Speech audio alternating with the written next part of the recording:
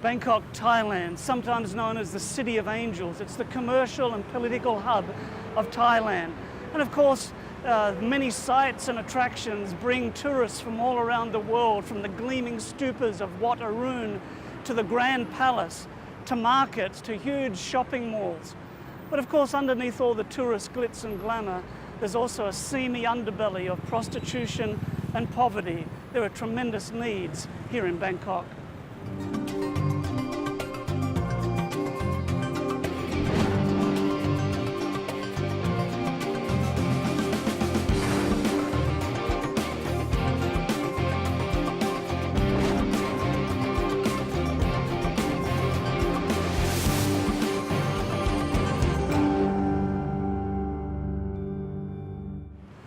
Hello and welcome to Mission 360, coming to you from Bangkok, Thailand. Thailand, of course, is a Buddhist country, and 95% of the people here practice what is known as Theravada Buddhism. And it's been said that Buddhism is not so much a religion as a way of life. It permeates the way people think, the way they act, the way they structure their lives, their worldview. Thailand is a very tolerant nation, and there are many different religions, perhaps a million Muslims, 250,000 Christians, there are Sikhs, there are Hindus and others. Almost 100 years ago, the Seventh-day Adventist movement began here in 1919 with 2 missionaries, and the church has grown to some 14,000 members. But that's 14,000 among some 66 million people. And most of those Adventist believers have come from minority tribal groups, a tremendous mission challenge. And as you think about those numbers, let's travel to the country of Russia to visit a humble Seventh-day Adventist church.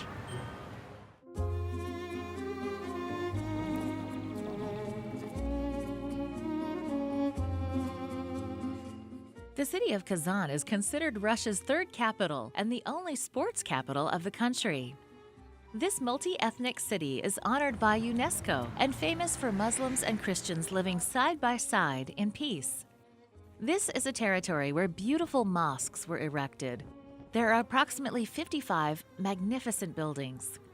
One of them is the Kul Sharif that sits inside of the Kremlin walls. The Tatarstan people here are accustomed to such sights of grandeur.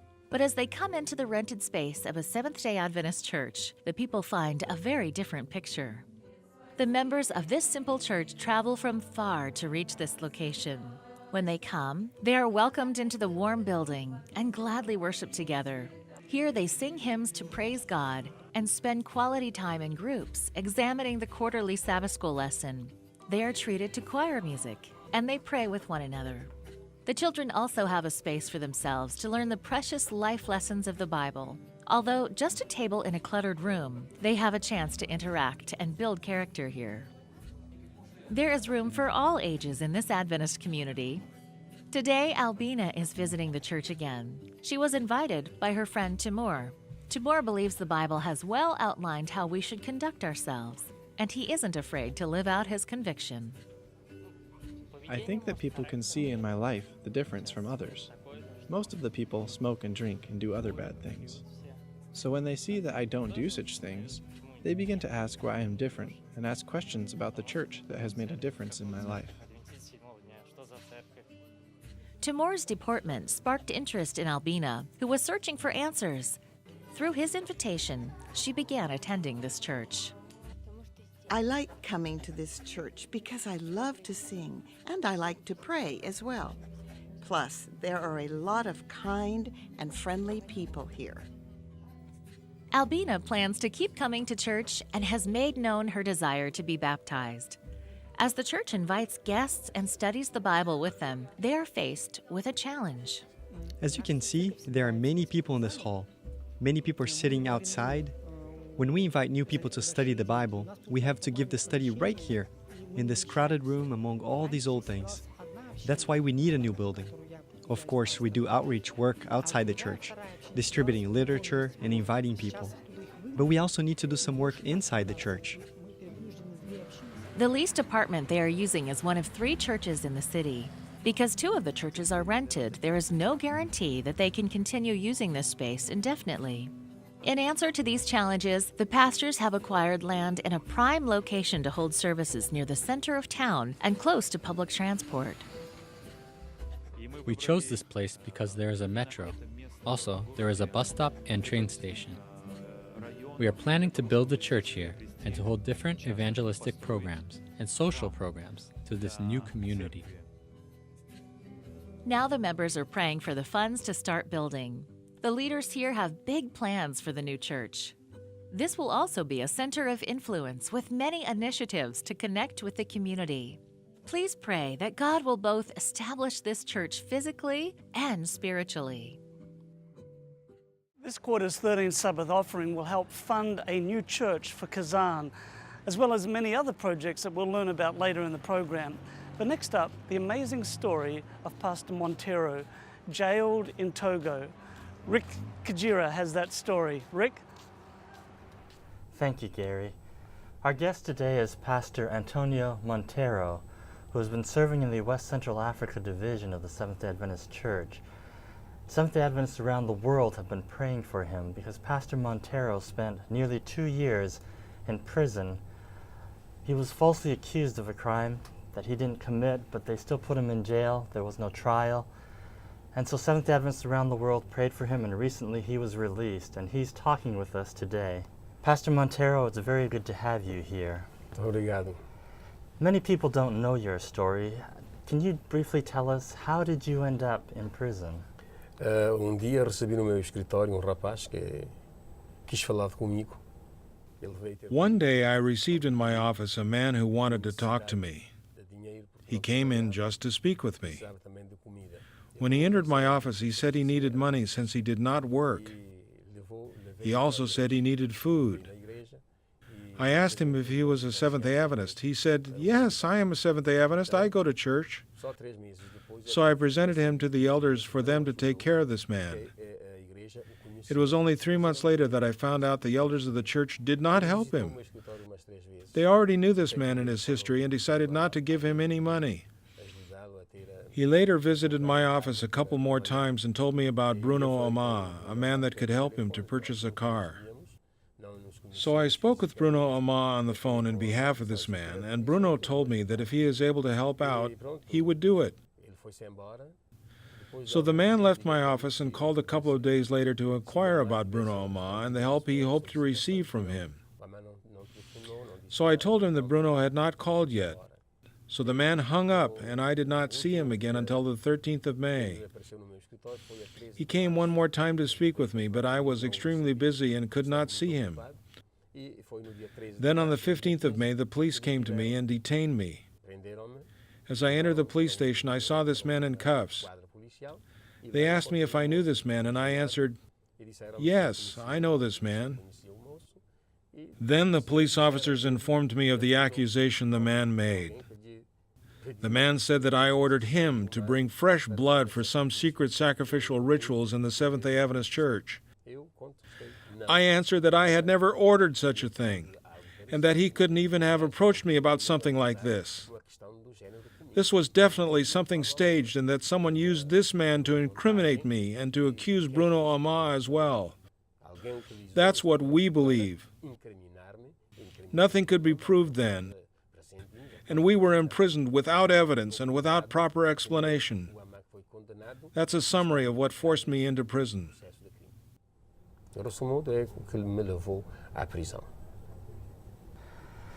So, from that time that you were in prison, you were not released until nearly 2 years later. When you first went there, how did you feel about your situation? Did you have any idea that it would be as long as it was? Sim, quando fui levado à prisão. When I was taken to prison on March 28, 2012, when I entered prison, I saw that this was a totally different world. There were 2,000 people inside. The situation was chaotic, to say the least. The place was degraded, a terrifying place. But what could I do? I was sentenced to be here. So I spent the first night in a room with 82 other people. It was a very difficult situation. I did not sleep. The next day they sent me to a room with 27 other people. I had a bit more room then. But there were a lot of people everywhere, and I spent this long period in jail. Actually, I never expected to stay there for so long. Initially, I thought it was only going to be a couple of days. The lawyer also encouraged me that it wasn't going to be long and that they would release me. Also, I couldn't believe that they would put me as an innocent person in prison. I thought it would take a couple of days for them to sort out the facts, acquire more evidence, talk to other witnesses, and resolve this. But as it ends up, I was there 22 long months. Quando passei 22 longos meses. Now, at what point did other prisoners learn that you were a pastor?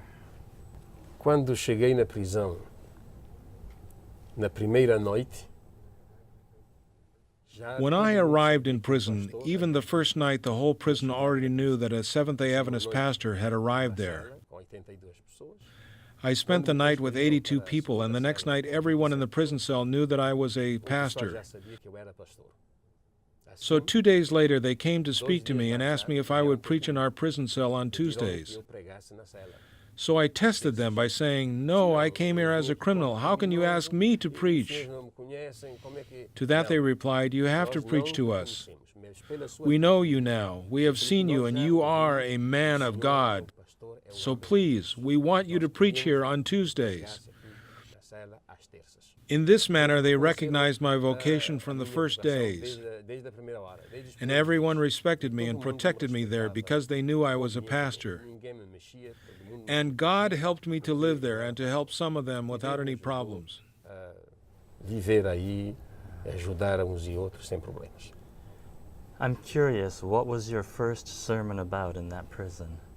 Falar para prisioneiros é algo To speak to prisoners is something difficult because they are very sensitive people. One needs to carefully select and consider the topics for a sermon. You don't want to hurt the delicate feelings of anyone. My first sermon came from Isaiah 60, verses 1 through 3. It talks about this Christ that came to set the captives free and set prisoners at liberty. It was along the lines that I directed my talk with those prisoners. Christ came to free us, and we should feel at liberty, spiritually speaking. The physical liberty would come later as time passed by. But this was the topic of my first sermon. Foi o meu primeiro sermão. Pastor Montero, thank you very much for being with us. And for you viewers at home, Pastor Montero has been through a difficult time, but thanks to your prayers, he is now with us today. But there are others, people who are with him, but people around the world who are in prison or suffering for their faith.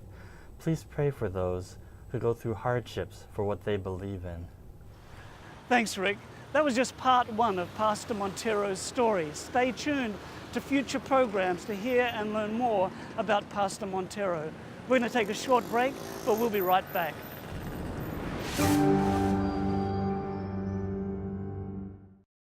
Welcome back to our 360-degree view of the world. Coming up next is a story of a global mission pioneer named Derek. And we're traveling to the other side of the planet where Yali Simon is talking with Derek. Over to you, Yali. Thanks. We're here in South Zambia, and today we're going to be speaking with a global mission pioneer. These are one of the most exciting people you'll meet. His name is Derek. He's been working in Jinkoya. Welcome, Derek. Yeah, welcome, sir. Thank you, sir. And Derek, what is it to be a global mission pioneer? A global mission pioneer is to go in an entered area and plant churches, Seventh-day Adventist church, where there's no SDA existence. We go in that area where there's no SDA existence. Yes. And why have you chosen to be a global mission pioneer? I have chosen this work because I've seen the greatest need of those people who have not received Christ. In that area where I am, there is this church, Church of Christ. It's a Church of Christ occupied territory, whereby no SDA church is planted there. Therefore, it grieved me to see an area where Christ has not received in a normal way. Mm-hmm. So that's why I've been encouraged to go there. I've encouraged myself to go there and work here as a pioneer. Mm-hmm. And what methods do you use to share the gospel of Christ? To share the gospel message, I use some tracts, Voice of Prophets tracts, which I distribute to those people nearby, wherever I go.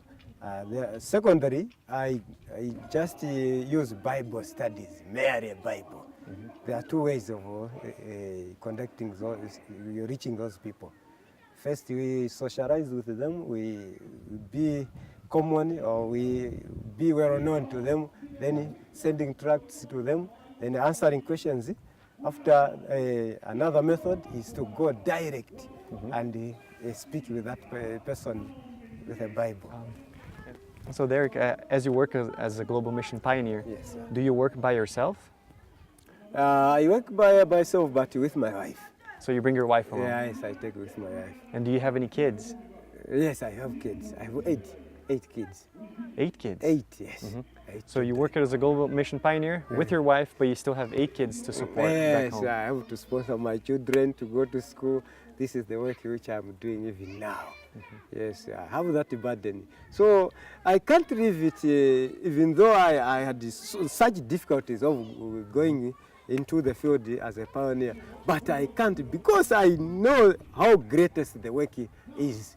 People are dying without knowing God, so it grieved me seriously. That's what I tried. The other side, I support my children. The other side, in some ways, I go as a pioneer. That's what I'm doing, yes, sir.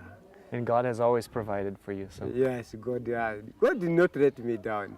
I tried by all means, even though there are some areas of failures, but I succeeded in some areas. I succeeded, yes. There's a part of your story where you were working as a global mission pioneer, Yes.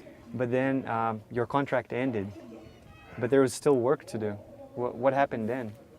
Yes, during those years where I was on self-supporting, I used mostly in the rain season. I come back to where I was born in my native area in Nantari.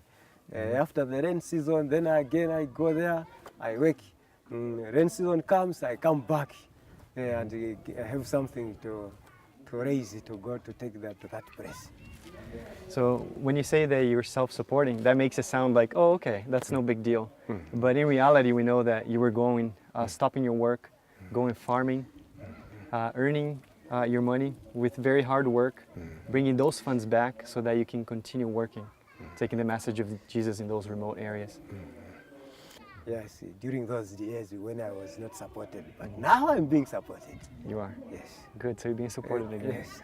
Yes. How do you reach the place where you're now working as a global mission pioneer? Yeah, yes, we sometimes from Chinkoy up to just almost 15 kilometers, we use a bicycle.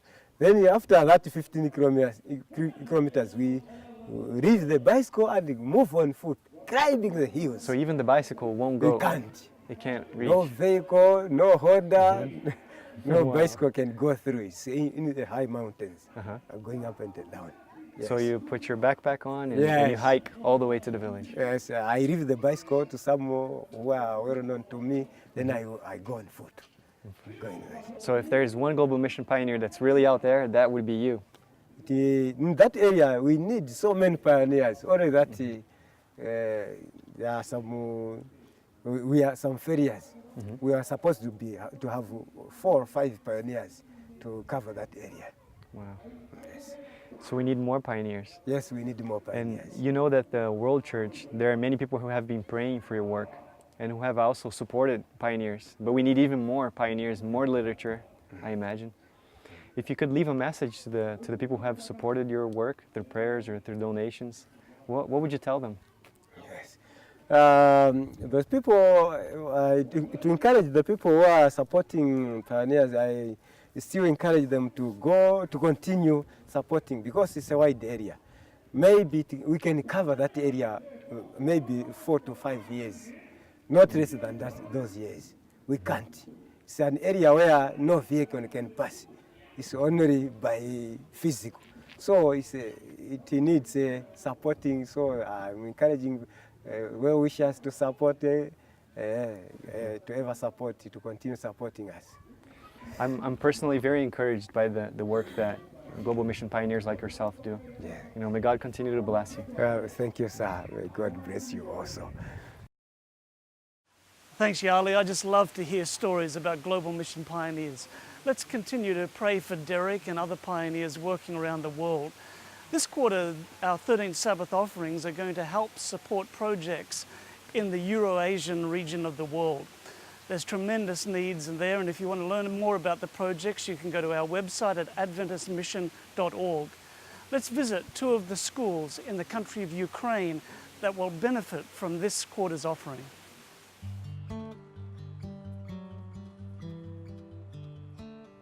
Lviv is a city in western Ukraine that once was a major population center for business and culture. Now Lviv is full of history, long-standing buildings, and sites that journey your mind many hundreds of years back. Lviv is also known for its many institutions of education, but until recently, it never had an Adventist school. It all started with the family of Alexander, who now is the principal of Lviv Adventist School. He and his wife would homeschool his 2 children and a friend.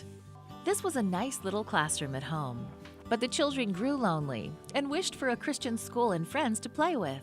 They soon decided to pray and ask their Heavenly Father. They prayed that God would provide them a school and many children to attend. Little did they know that this was no small request. Coincidentally, the same prayer was also in the heart of local conference administrators. And at the right time, Alexander was asked to start an Adventist school in this region. The leaders quickly realized that they needed a building for the school. So Alexander began to rally church members to pray for God's provision. Then conference administrators decided to move out of their conference building and donate it to become Lviv's first Seventh-day Adventist school. Everything happened so quickly, the children in the community were invited to attend, and at the turn of the year, the new school was opened. Here in Lviv Adventist School, the children learn their subjects with a wholesome approach. They gather each morning to hear Bible stories, sing songs, and pray that God will bless them to grow as fruitful people. In addition to regular classes, the children here have a chance to learn many different subjects like English, music, physical education, and they eat daily meals together. Now Lviv's leaders are praying again. They are asking God for another miracle. The children are growing, but want to continue studying here. There are also other children who want to enroll.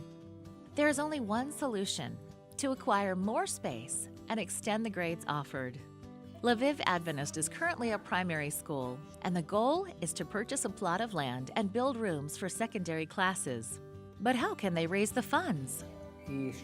It's important to remember that this school began with prayer, and we continue to pray that the Lord will pave the way for this institution to expand. Prayer accomplishes much. Will you join this group in prayer and support of these projects? Beautiful children, sponge-like minds, and amazing parents and teachers. Here in Vinnitsa, Ukraine, a Seventh-day Adventist kindergarten and primary school were established to train these eager minds. The students come to learn from books, but they also get to observe parents and teachers who go beyond their call of duty.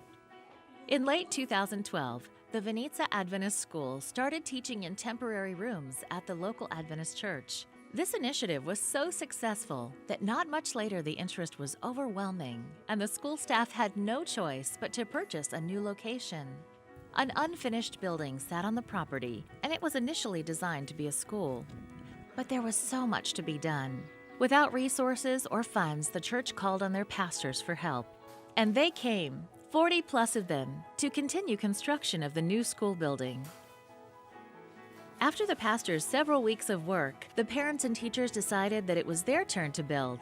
So they did, and they plan to continue on and off until the building is finished. Every week, parents and teachers leave their regular work for an entire day to join hands in giving their children the best education they can have. And you know, the children understand it. They see the effort put forth, and they learn the value of service. There is one student who is especially excited for the new building. Her name is Dasha. She is currently attending Vinnitsa Adventist School, but this is the highest grade the school currently offers. Dasha deeply loves the school here, and she does not want to have to move. I really like the respect everyone shares for Jesus and the positive attitude of everyone here. I also like the way they teach the material and the classes here at school. Dasha's parents aren't Christians, but they are also excited about the opportunity for their daughter to continue studying here. This institution has changed Dasha's life. Before coming here, she faced a lot of hardship in public schools. Kids don't feel comfortable in public school, and they desire to study in Adventist school. Although there are a lot of qualified teachers in public school, oftentimes they don't share kids' religious worldview, so they try to twist them and try to get them to believe very differently. Plus, even the little ones are forced to come to school on Saturday and have to explain themselves if they don't. The school administration is also searching for government accreditation. The only missing element now is the new location. Please pray for Vinnitsa's move and expansion. This quarter, your 13th Sabbath offering will support the construction of the church in Kazan, new schools in Vinnitsa and Cherkasy in Ukraine. It will also expand schools in Lviv and Dnipropetrovsk and sponsor a center of influence in Belarus. It's through your prayers and financial support that projects like these continue to succeed.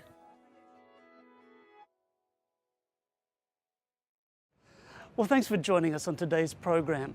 I hope you've enjoyed our 360-degree view of mission around the world, from Russian landscapes to a Togo prison to global mission pioneers working on the continent of Africa. So many people are sharing the light of Jesus' love. If you live in North America, we'd like to send you a free gift. It's a DVD full of global mission stories of global mission pioneers who are starting new congregations of believers all around the world.